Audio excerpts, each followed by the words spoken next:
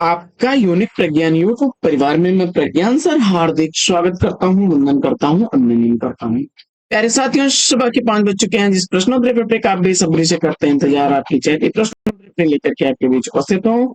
और मुझे आशा ही नहीं, वहां पूर्ण विश्वास है कि प्रश्नोत्तरी पेपर का नियमित अवलोकन आपकी परीक्षा की तैयारी को बेहतर करेगा। तो आज की पाठचर्या साथियों प्रारंभ करें उससे पूर्व अगर वीडियो को लाइक नहीं किया तो लाइक, शेयर नहीं किया तो शेयर, और चैनल पर पहली बार होंगे तो चैनल को सब्सक्राइब करके बगल में बने हुए बेल आइकन से ऑल बटन को प्रेस करना बिल्कुल ना भूलें। प्रारंभ करेंगे आज की पाठचर्या, लेकिन उससे पूर्व देखते हैं आज का प्यारा सा सकारात्मक विचार। साथियों, आप जितने धैर्य और मेहनत के साथ अपने लक्ष्य को साधेंगे, सफलता उतनी नजदीक होगी आपकी। आपकी सफलता में आपकी का धैर्य, आपकी लगन और आपकी मेहनत तीनों बहुत महत्वपूर्ण भूमिका निभाते हैं। तो आप नियमित अपने लक्ष्य के प्रति समर्पित रहिए, लक्ष्य निश्चित मिलेगा आपको। और इसी सकारात्मक विचार के साथ देखते हैं प्रश्नोत्तरी पेपर का पहला प्रश्न। हिंदी साहित्य और संवेदना का विकास इतिहास ग्रंथ का प्रकाशन काल पूछा जा रहा है। हिंदी साहित्य और संवेदना का विकास इतिहास ग्रंथ प्रकाशन वर्ष 1986 राम स्वरूप चतुर्वेदी जी द्वारा लिखा गया वो इतिहास ग्रंथ है। दूसरा प्रश्न, रुकोगी नहीं राधिका उपन्यास का प्रकाशन वर्ष पूछा जा रहा है आपसे।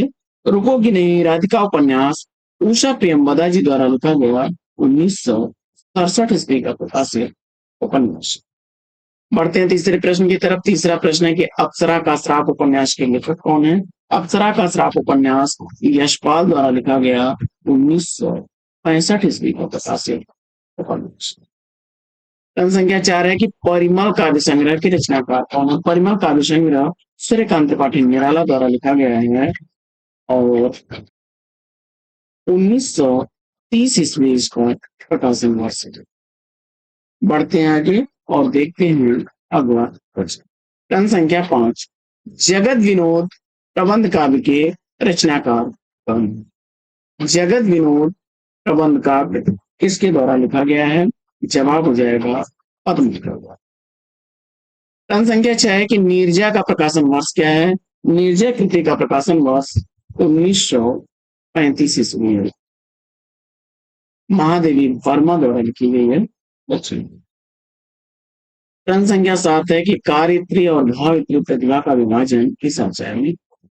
कारित्री और भावित्री प्रतिभा का विभाजन सीखने के लिए।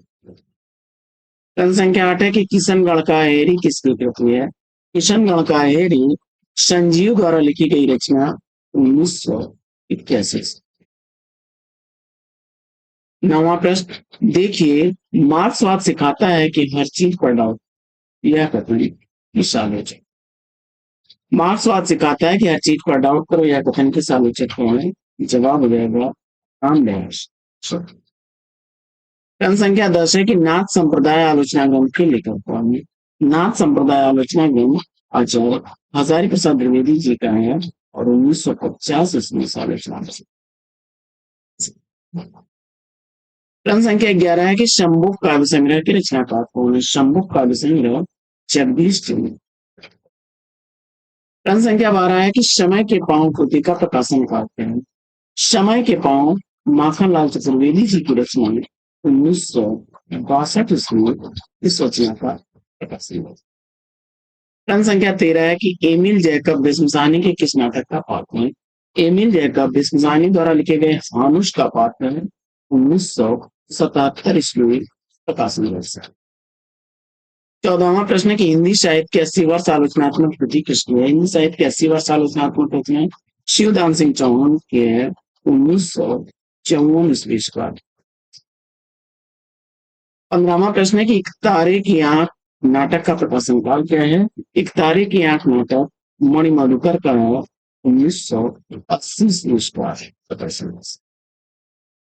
16वां प्रश्न है कि मौर्य विजय काव्य कृति की रचनाकार कौन है। मौर्य विजय काव्य रचना सियाराम शरण गुप्त की रचना है 1914 ईस्वी से रचना। 17वां प्रश्न है कि सुजान हित प्रबंध काव्य की रचनाकार कौन है। सुजान हित प्रबंध काव्य घनानंद की रचना।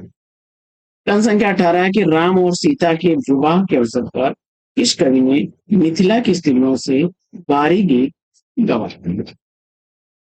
राम और सीता के विवाह के अवसर पर केशवदास ने मिथिला की स्त्रियों से गौरी गीत गाते। क्रम संख्या 19 है कि प्रभात फेरी किस कवि की रचना है? प्रभात फेरी नरेंद्र शर्मा की रचना है।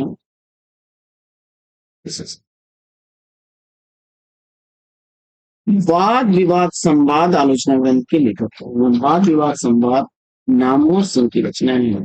1989 ईस्वी में रचना। राष्ट्रीय तरंग के रचनाकार कौन है? राष्ट्रीय तरंग गया प्रसाद शुक्ल की रचना है।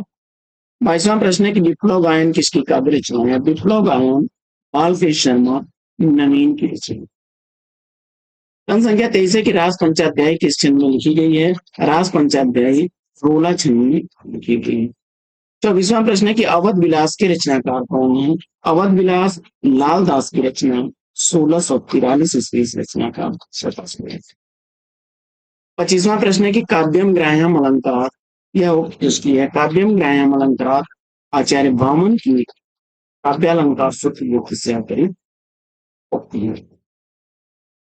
काव्यालंकार सूत्र वामन की रचना है और इसी से है। सुरेखा सुरेंद्र वर्मा के किस नाटक की पात्र है? सुरेखा सुरेंद्र वर्मा द्वारा लिखे गए भक्ति नाटक की पात्र है और 1972 ईस्वी नाटक है। 27वां प्रश्न मेरी तिब्बत यात्रा यात्रा कौन के लेखक कौन है?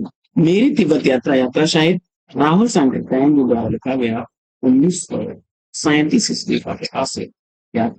प्रश्न संख्या 28 है कि सिंहरण जयशंकर प्रसाद के किस नाटक का पात्र है? सिंहरण जयशंकर प्रसाद द्वारा लिखे गए चंद्रगुप्त नाटक का पात्र है और 1931 ईस्वी प्रश्न संख्या 29 है कि आलोचक के मुख से किस आलोचक के व्याख्यानों का संकलन है? आलोचक के मुख से नामवर सिंह की रचना 2005 ईस्वी का।